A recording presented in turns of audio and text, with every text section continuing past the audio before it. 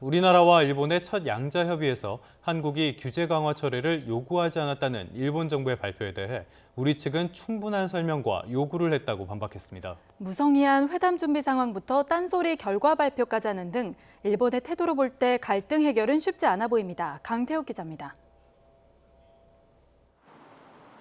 한국 측으로부터 규제 강화의 철회를 요구하는 발언은 없었다.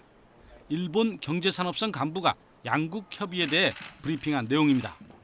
일본은 마지못해 회담장에 앉은 것을 티내는 등 협의 준비부터 결과 발표까지 무성의를 넘어 딴소리까지 작정한 것으로 보입니다. 협의에 참석했던 우리 관계자는 조목조목 반박했습니다. 일본 측 설명은 30분에 그쳤고 4시간 이상 한국 측 입장과 쟁점에 대한 추가 반론이 있었습니다.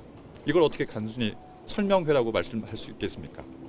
특히 추가 협의 요청이 없었다는 일본 측 주장에 대해서는 오는 24일 이전이라는 구체적인 시간까지 제시했다고 밝혔습니다. 24일은 일본 정부가 시행령 개정을 위해 의견 수렴을 완료하는 날로 우대 혜택을 주는 국가에서 한국을 제외하겠다는 공고가 마무리되는 날이기 때문입니다.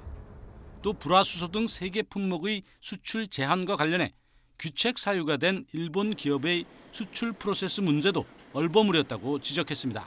1측은 세계 품목에 대한 부적절한 사례 등이 근본 수출 통제 강화의 배경이다라고 설명을 했고 일부 언론이 제기된 바 있는 북한 혹은 제3국으로의 유출은 그 부적절한 사례에 해당하는 것이 아니다라고 분명히 우리에게 설명했습니다. 이와 함께 일본은 이번 조치가 정당하고 WTO 규정을 위반하지 않았음을 한국 정부가 이해했다고 주장했지만 우리 측은 이해할 수도 납득할 수도 동의할 수도 없다는 입장을 분명히 전했다고 맞받았습니다. 이 같은 일본의 행태를 볼 때 두 나라 간 협의로는 문제 해결이 쉽지 않은 만큼 다른 방안을 검토할 필요가 있다는 지적입니다. YTN 강태욱입니다.